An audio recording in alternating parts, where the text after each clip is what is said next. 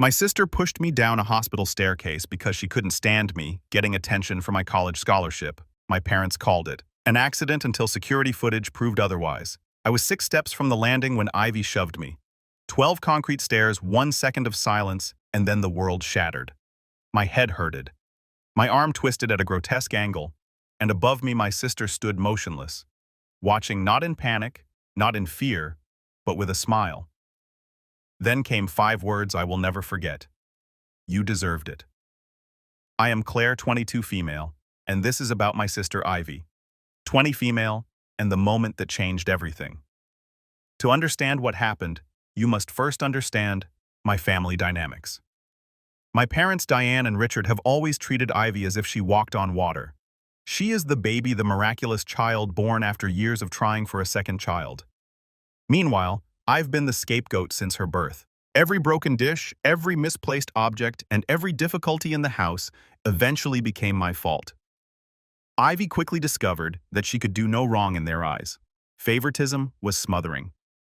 Ivy purchased luxury things while I browsed at thrift stores. She received a nice new automobile for her 16th birthday. I had to work 2 part-time jobs to afford my own beaten-up Honda. When she failed her classes, they hired costly tutors. When I struggled, they advised me to strive harder. The worst thing was not even the material possessions. It was how they consistently rejected my emotions, accomplishments, and basic existence. Ivy benefited from this dynamic. She would purposefully smash things and blame me, knowing that our parents would believe her without doubt. She'd borrow my things, misplace them, and then scream crocodile tears when I was unhappy. She once deleted my entire college application essay the night before it was due, blaming a malfunction on her laptop. Our parents chastised me for not backing up my work. But the incident in the hospital that was a new low even for Ivy. It began 3 weeks ago when I was accepted to Northwestern University with a partial scholarship. It wasn't a full ride, but it was plenty to make my ambition of studying journalism financially viable. I was over the moon. For once, I thought my folks would be proud of me. I was mistaken. When I presented them the acceptance letter during dinner, Dad barely looked up from his plate. "That's nice, honey," he said in the same tone you'd use when someone mentions the weather. Mom was more direct. "I hope you thought about how you'll pay for the rest. We can't aid you in the same way that we helped Ivy with her college fund." Ivy, then a student in high school with dismal grades, smirked across the table. "Do not worry, Claire. Community college is completely respectable." The nonchalant malice in her speech made my chest tighten, but I pressed on. "Actually, I have already applied for more financial aid. I'm also looking into work-study programs. I have it figured out." "Always so independent," Mom added in a phony, pleased tone that managed to sound condescending. "Just like when you were small, Richard. Do you remember how she never sought help with anything?" This was their method of rewriting history. I had not chosen to be independent. I was compelled to be since they were too busy attending to Ivy's every wish to notice my presence. Ivy's countenance deteriorated as the conversation progressed. She despised it when others turned their attention away from her, even for a brief moment. Over the next few days, she increased her normal antics. She accidentally spilled coffee on my laptop, forcing me to spend money I didn't have for repairs. She spread rumors at school that I had lied about my scholarship. She even called Northwestern's admissions office pretending to be me and attempted to revoke my acceptance. Fortunately, they requested verification, which she couldn't supply. The breaking point occurred when Grandma Eleanor was admitted to the hospital. Grandma Eleanor was Dad's mother and the only family member to ever offer me genuine affection. She had always seen through Ivy's charade and was not ashamed to point out my parents' preference. She was 78 years old, diabetic, and had been having health problems for several months. When she collapsed at home and shattered her hip, we all went to County General Hospital. Grandma Eleanor was scheduled for surgery the following morning. The entire family was present, aunts, uncles, cousins. For once, I felt as though I belonged anywhere. Grandma continued asking for me, directly wanting to hold my hand and talk about college. She was extremely proud of my scholarship, gushing to every nurse who walked by. "My granddaughter Claire is going to Northwestern," she'd say, her eyes beaming despite the painkillers. "She's going to become a journalist, going to transform the planet." Ivy despised every second of it. The surgery went well, although Grandma had to stay an extra few days for monitoring. On the 3rd day, the majority of my extended relatives had gone home, leaving only my parents, Ivy, and me. We'd been taking turns staying with Grandma, and now it was my turn to do the evening watch. Around 8 p.m., I decided to get some coffee from the vending machine on the first floor. The hospital had a central stairwell that connected all 5 stories wide, well-lit stairs with security cameras on each landing. I preferred taking the stairs to the elevator because it was typically faster and allowed me to think. I was returning up with 2 cups of coffee, one for me, one for Grandma, when I heard footsteps behind me. I was between the second and third floors when I noticed Ivy following me. She was moving swiftly, her face set in that determined expression she uses when preparing anything. "What are you doing, Ivy?" I called down to her. She didn't respond but kept climbing. Something about her vibe seemed odd, predatory. I quickened my pace, but the coffee cups made it difficult to go rapidly up the steps. That was when she hit. I was about 6 steps away from the third-floor landing when I felt her hand smack into my back with surprising power. The coffee cups flew as I pitched forward, twisting my body to catch myself. The metal edge of a stair grabbed my ribcage and I felt something snap. I crashed down 12 concrete steps, my head bouncing off each one till I collapsed on the second-story landing. The pain was terrible. My left arm was bent in an unusual position. Blood was collecting beneath my brow, and each breath felt like fire in my chest. I could taste copper in my lips and hear an unusual ringing in my ears. Through the cloud of misery, I noticed Ivy standing at the top of the steps. She didn't rush to help me. She wasn't calling for help. She was just standing there looking down at me with a happy face. Then she smiled this icy, triumphant expression that I'll never forget and stated 5 words that are imprinted in my memory: "You deserved it, you." Then she began screaming, "Help! Someone help! My sister slid down the stairs!"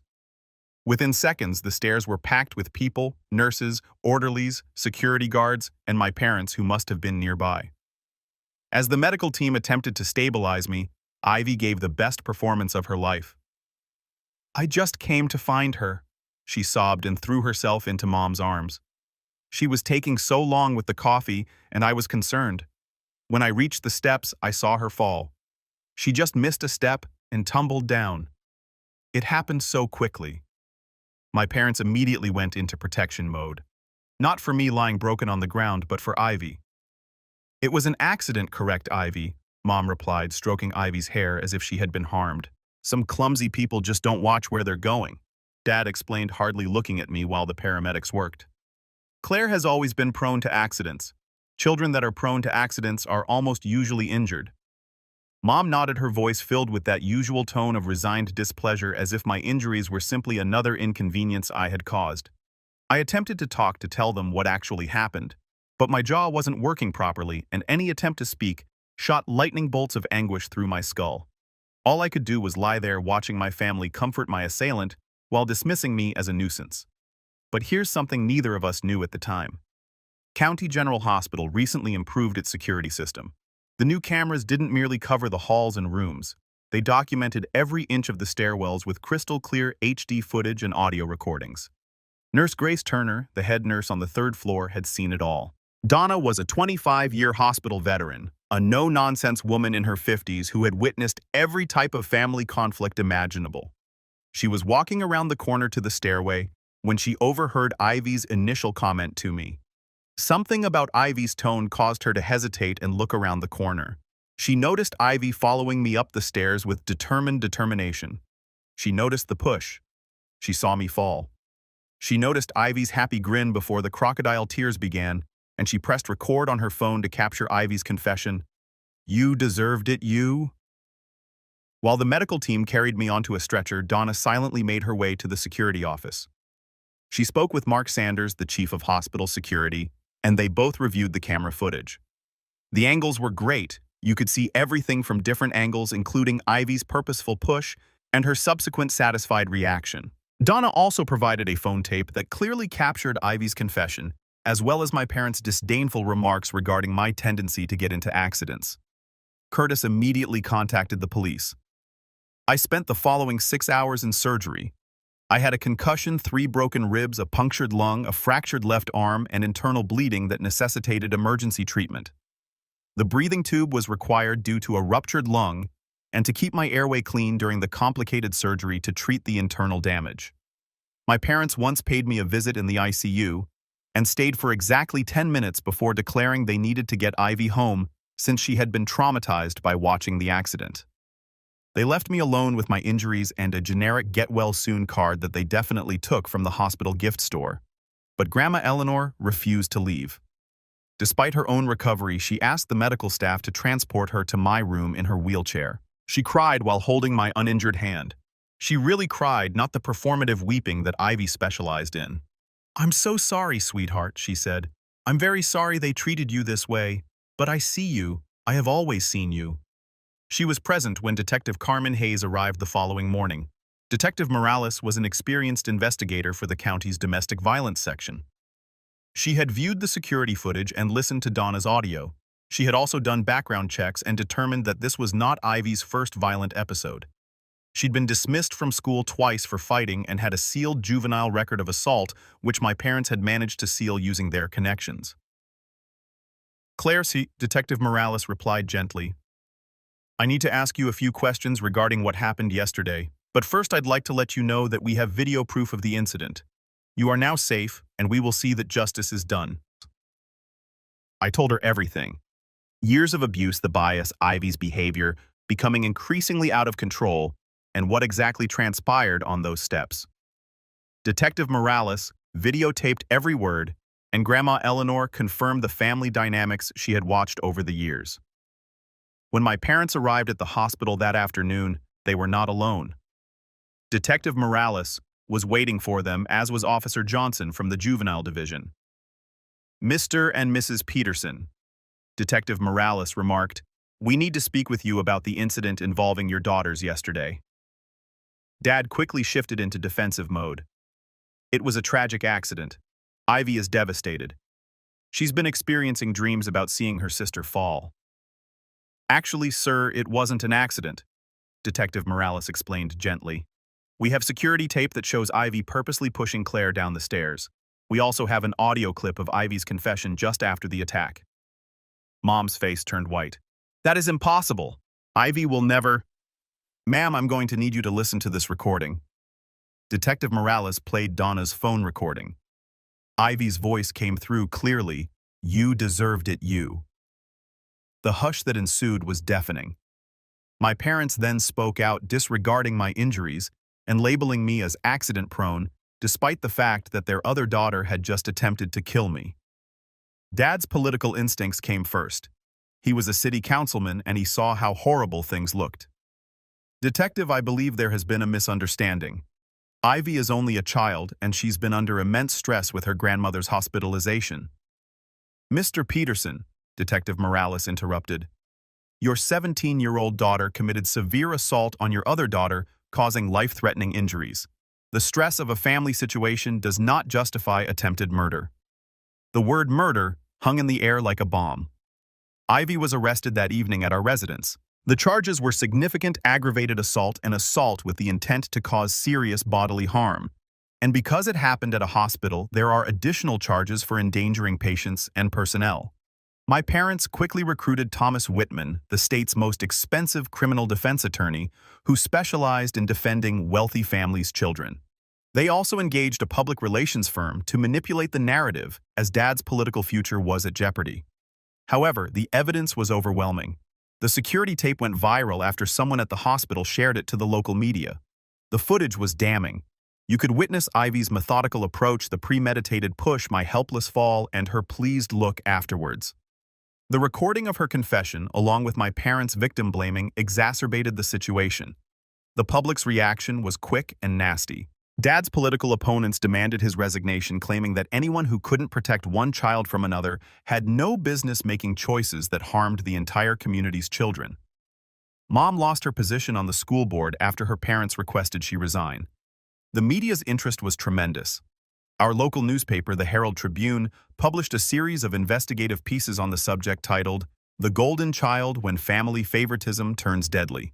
Veronica Clark, the reporter, conducted considerable research on our family's history and interviewed hundreds of people who had witnessed the dysfunction. Throughout the years, the stories depicted a heartbreaking image of a family system that had been fractured for years. Teachers recalled situations in which Ivy was discovered cheating or bullying other kids, only for my parents to show up and resolve the issues through donations or political pressure. Neighbors said they saw Ivy damage my possessions in the yard, while my parents watched from the window without intervening. One particularly damaging item included an interview with Mrs. Thompson, my middle school guidance counselor. She disclosed that I had approached her several times in 7th and 8th school, displaying signs of emotional distress and requesting to speak with someone about problems at home. Every time she tried to contact my parents to set up family counseling, they rejected her worries and accused her of overstepping her boundaries. Claire was clearly crying out for help, Mrs. Thompson explained to the reporter. But every adult who attempted to intervene was turned down by parents who refused to admit there was a problem. That little girl suffered in silence for years because the individuals who should have protected her were too concerned with maintaining their perfect family image. According to the stories, this isn't the first time someone in our extended family has raised concern about Ivy's behavior. Great Aunt Margaret, my grandmother's sister, had written a letter to my parents 3 years before after Ivy had purposefully smashed many family artifacts during a holiday gathering. Great Aunt Margaret later gave this letter to prosecutors while testifying about the family relationships she had witnessed over the years. My parents replied by excluding Great Aunt Margaret from all family functions and forbade her from contacting either Ivy or me. The media's focus stretched beyond our immediate family. The articles looked at how privileged families frequently concealed their children's aggressive behavior, using wealth and social ties to avoid consequences. Dad's political career became a case study in how personal corruption can spread to public service. Several of Dad's old coworkers came forward with stories of how he exploited his position to help Ivy evade punishment for her crimes. When she was discovered vandalizing school property in her sophomore year, her father allegedly urged the school board to dismiss the charges in exchange for a large payment to the athletic department. When she was detained for underage drinking at a party, Dad called in favor with the police chief to get the charges dropped. The trial revealed that Ivy had been in a catastrophic car accident 6 months before attacking me. She'd been driving under the influence and collided with a parked automobile, incurring thousands of dollars in damage. Instead of facing the repercussions, my parents completely covered up the incident, paying for the repairs themselves and threatening the car owner with legal action if they reported it to insurance or the police. "We were protecting Ivy's future," Mom had stated during her deposition, clearly missing the irony that their protection had allowed Ivy to almost murder me. This vehicle accident disclosure was especially significant since it demonstrated that Ivy's violence was not restricted to family members. She'd been endangering innocent strangers as well, with my parents' full knowledge and assistance. During the trial, the prosecution called in Dr. Michael Harris, a forensic psychologist who specializes in sibling abuse cases. His testimony was devastating for Ivy's defense. "What we see in this case is not a momentary lapse in judgment or a stress-induced breakdown," Dr. Harris told the jurors. "We detect a trend of rising antisocial behavior that has been encouraged and facilitated by parental partiality over the years. The defendant realized she could attack her sister without repercussions, and this pattern of behavior naturally led to more serious violence." Dr. Harris also testified regarding the premeditation of the attack. The defendant's actions in the weeks preceding the assault, researching the victim's routines, scoping the location, and making threatening words to many people, show apparent planning and intent. This was hardly a spontaneous display of sibling rivalry. This was an attempted murder motivated by jealousy and made possible by years of family dysfunction. Ivy's actions during the trial also worked against her. Despite her lawyer's advice, she was unable to maintain her innocent demeanor under pressure. She was often observed rolling her eyes while witnesses spoke about my injuries. She smirked as evidence of her premeditation was presented and displayed evident rage when testimonies depicted her poorly. The jury noticed everything. One especially upsetting experience occurred when crime scene images of my injuries were displayed. While everyone else in the courtroom appeared shocked, Ivy was captured on camera looking bored and checking her phone. The image of her callous indifference while viewing photographs of the harm she had inflicted made the top page of every local newspaper the next day. But the moment that clinched her fate was during cross-examination when Prosecutor Walsh inquired about her love for me. "Ivy, do you love your sister?" Prosecutor Walsh inquired. Ivy's attorney objected, but the judge accepted the inquiry.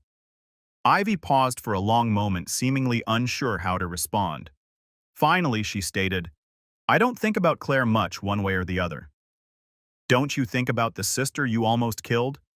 "I didn't try to kill her," Ivy retorted. "If I wanted her dead, she'd be dead." The courtroom became silent. Even Ivy's own lawyer appeared terrified. "So you mean you could have killed her if you wanted to?" Prosecutor Walsh pressed. Ivy discovered her error too late. "That's not what I meant, Ivy." "What did you mean?" "I meant to say it was just a push. I didn't expect her to get hurt so terribly, but you did plan to push her down the stairs." Ivy looked desperately at her lawyer, but the harm was already done. "I was angry. She was garnering all the attention with her ridiculous scholarship and college ambitions. Grandma was constantly gushing over her and raving about how proud she was. It was not fair. So you chose to injure her. I decided to teach her a lesson." Ivy explained, her voice rising with rage. "She needs to understand that she is not special. She's not better than me simply because she received a scholarship. I should be getting attention, not her. And you thought shoving her down concrete stairs would teach her the lesson. I thought it would humble her." Ivy responded, utterly unaware of how her words sounded. "I thought maybe if she got hurt, people would stop treating her like she was so important and remember that I exist too." The jury's deliberation lasted less than 2 hours. During my rehabilitation, I discovered additional alarming details about Ivy's actions. While I was in the ICU, Detective Morales interrogated a number of our mutual acquaintances and Ivy's classmates. What she discovered revealed an even darker side to my sister's genuine personality. Rachel, Ivy's former best friend, came forward with recordings of talks in which Ivy plainly expressed her desire to get rid of me. In one particularly terrifying audio message, Ivy stated, "Claire believes she's great with her scholarship and college plans. Someone should knock her down a few pegs, literally." Another classmate, Ethan, reported that Ivy had spent weeks investigating my class schedule and routines before the hospital event. She'd even asked him about the layout of County General Hospital, stating she was only concerned about where our grandmother was staying. The most surprising testimony came from Ivy's ex-boyfriend, Caleb. He informed investigators that during one of their visits to see Grandma Eleanor, Ivy showed him the hospital stairway, pointing out the lack of surveillance cameras, which, unbeknownst to her, had recently been installed. She had mentioned how easy accidents could occur in an area like this, and how some people simply do not pay attention to where they are going. The evidence presented a picture of premeditation that extended much beyond a brief loss of control. Meanwhile, my parents' actions during my rehabilitation were telling. They paid me 3 visits during my 2-week hospital stay, each lasting less than 20 minutes. The chats were stilted and uncomfortable, with them plainly more worried with the potential legal repercussions than my safety. During their second visit, Mom had the nerve to urge that I reconsider filing charges against Ivy. "Think about the family," she urged, sitting uncomfortably in the visitor's chair. "This type of publicity might wreck us all. Ivy is merely a child who committed a mistake." "Is there a mistake?" I said, my voice coming from the breathing tube I needed during surgery. "She tried to kill me." Dad shifted uncomfortably. "That's quite dramatic, Claire. The doctor said, you'll be fine." "I have a punctured lung, 3 broken ribs, and a concussion that could have lasting effects," I told him. "If I'd hit my head at a different angle, I'd be dead." "But you didn't," Mom replied immediately. "You are going to recover entirely. There's no reason to ruin Ivy's future over something that turned out well." Their cruel statement struck me like a physical blow. Even while lying in a hospital bed with monitors monitoring my vital signs, they wanted me to shield Ivy from the consequences of her conduct. Grandma Eleanor, who had been silently knitting in the corner, eventually spoke up. "Diane Richard, for the past 17 years I've seen you enable that girl, but this violates every line. Claire might have died due to Ivy's jealousy. And you're more concerned with preserving your lovely baby than with helping the wounded daughter." "Mother, you don't grasp the complexity," Dad continued. "I understand perfectly," Grandma Eleanor said, her voice harsh with rage. "I realize you produced a monster and are now more concerned with damage control than justice. Well, I'm not going to stand for it anymore." That was the day Grandma Eleanor asked the court to become my guardian. The court process uncovered even more unsettling details regarding my family's dynamics. During the custody evaluation, Dr. Lillian Brooks, a court-appointed psychologist, evaluated each of us individually. Her report was harsh in its evaluation of my parents' treatment of me. Claire exhibits classic symptoms of scapegoat child syndrome, Dr. Gutierrez stated in her evaluation. She has been systematically devalued, blamed, and emotionally neglected throughout her childhood. Her sister has been promoted to nearly untouchable prominence within the family hierarchy. This interaction created a powder keg environment in which Ivy felt entitled to hurt Claire without any consequences. Claire felt she had no voice or importance in her own family. The report also highlighted that my parents denied their role in facilitating abusive behavior and exhibited an astounding lack of empathy for their afflicted daughter. Dr. Gutierrez advocated supervised visitation and required family therapy for my parents if they wanted to reestablish their relationship with me. However, the most damaging discovery came from Ivy herself. While I was still recovering, Ivy was living with our Aunt Carol, Dad's sister, who lived across town. Aunt Carol had always been the family's black sheep. She'd been criticizing my parents' favoritism for years and had gradually been barred from family events as a result. 3 weeks after the attack, Aunt Carol contacted Detective Morales with alarming information. Ivy, who appeared to be certain that she would not face any consequences, had been gloating to our younger cousin about what she had done. She told my daughter Melissa that Claire had finally gotten what she deserved. Aunt Carol said, her voice quivering with rage.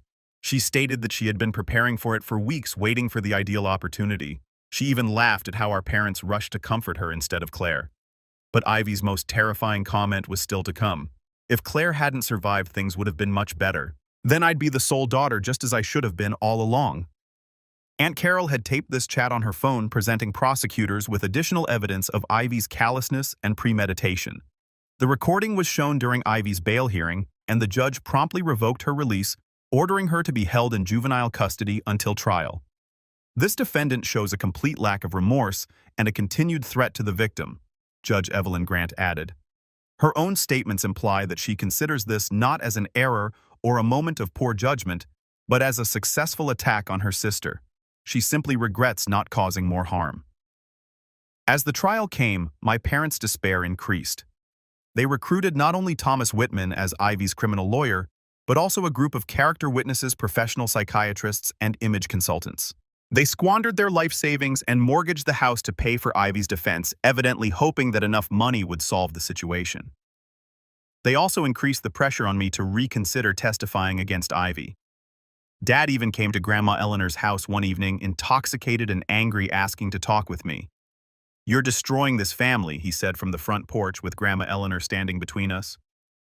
"Ivy made one mistake, and you're going to put her in prison. What kind of a sister would do that?" "The kind whose sister tried to murder her," I explained quietly from behind the screen door. "The kind who's tired of being treated like garbage while Ivy gets away with everything. She is your little sister. You are supposed to protect her." The irony of his comments was astounding. When has Ivy ever protected me? When did you ever protect me from her?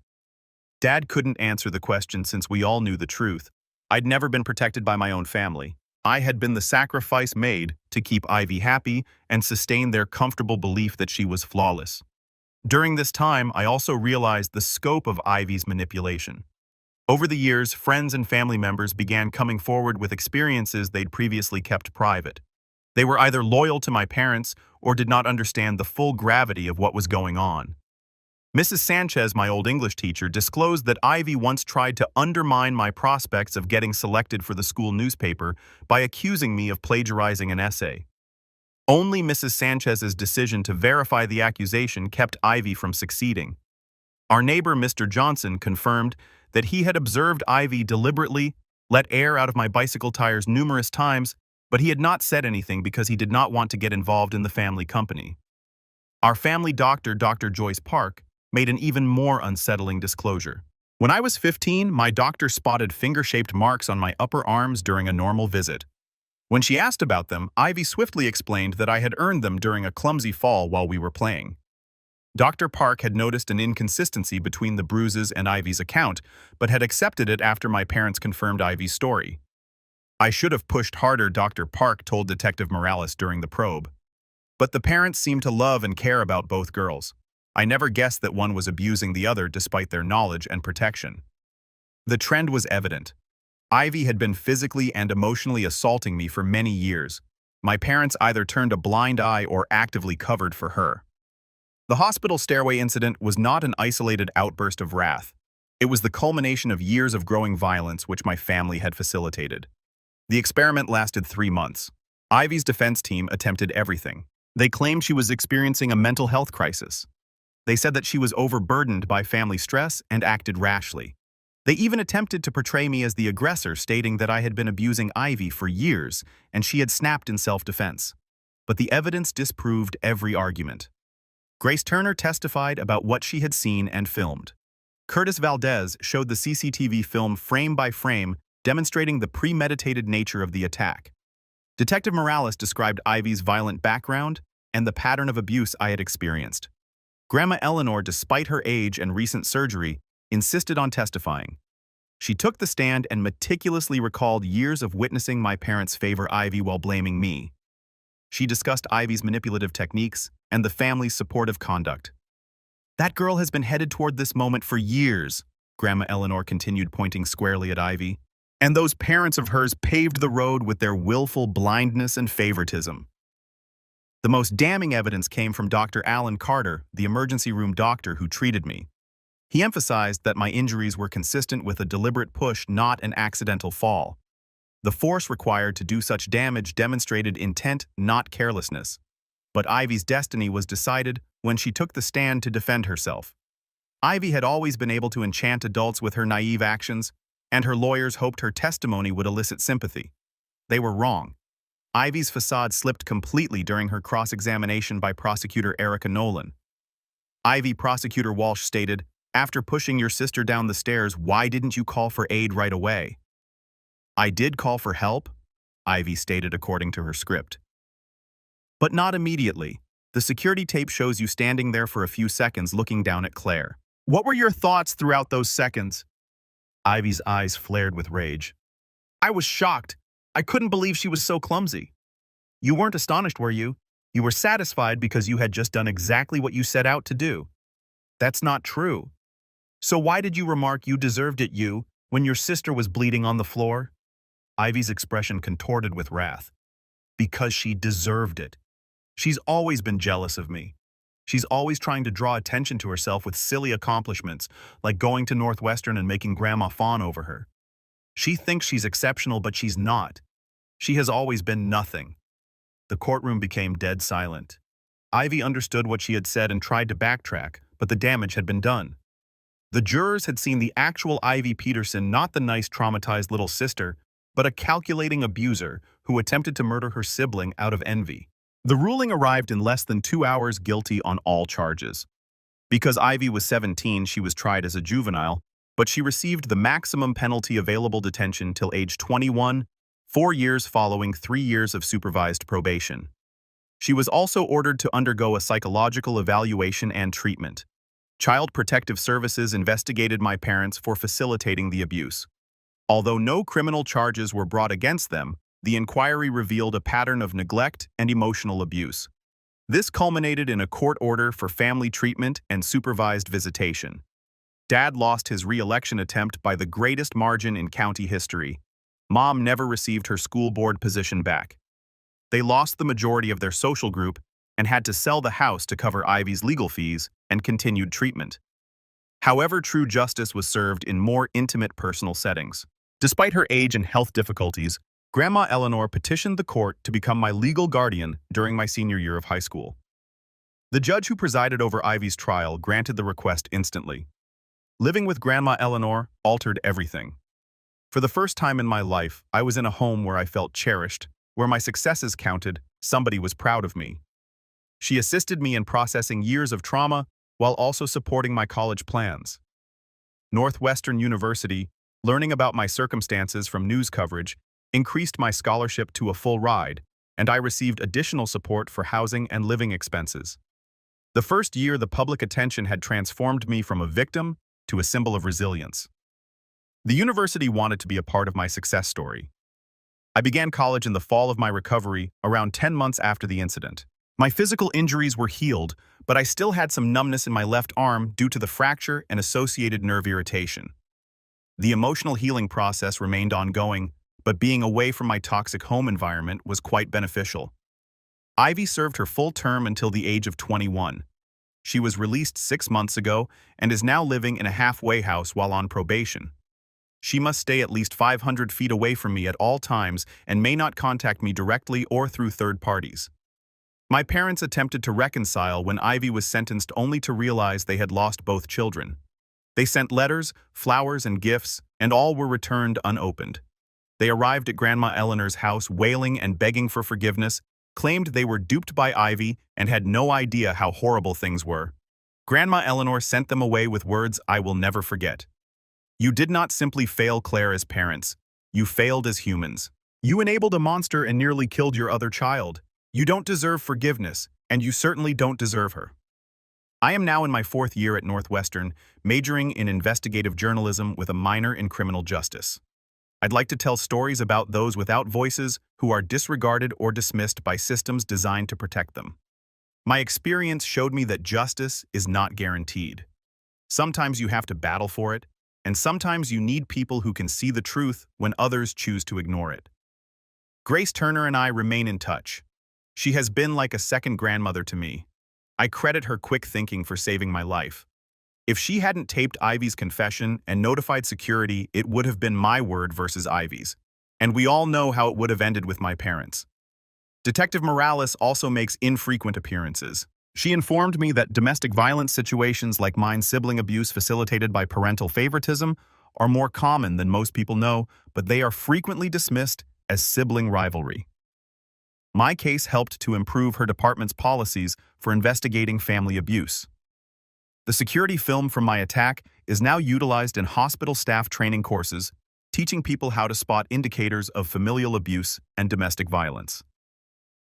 Donna's prompt action is cited as an example of how healthcare personnel may be effective advocates for vulnerable people. I don't spend much time thinking about Ivy anymore. The wrath I carried for so long has essentially dissolved into indifference.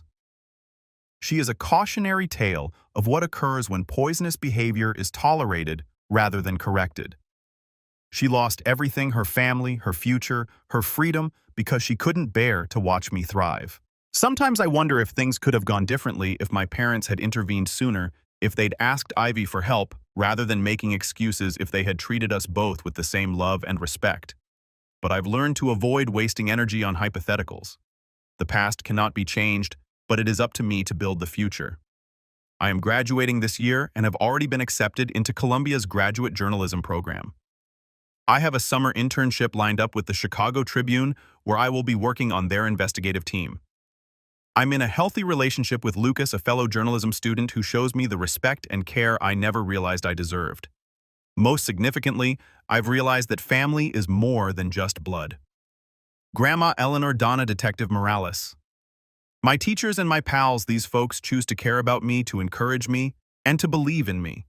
That signifies more than any biological link ever could. The girl who was pushed down those hospital stairs 3 years ago was broken more than just her bones. However, sometimes being broken is the first step toward creating something stronger. I'm not the same person I was before the attack. I'm grateful for that. I'm stronger, more independent, and more aware of my own worth. Ivy believed she was destroying me when she pushed me down those steps. Instead, she freed me, and that, more than any legal decision, is the sweetest form of vengeance.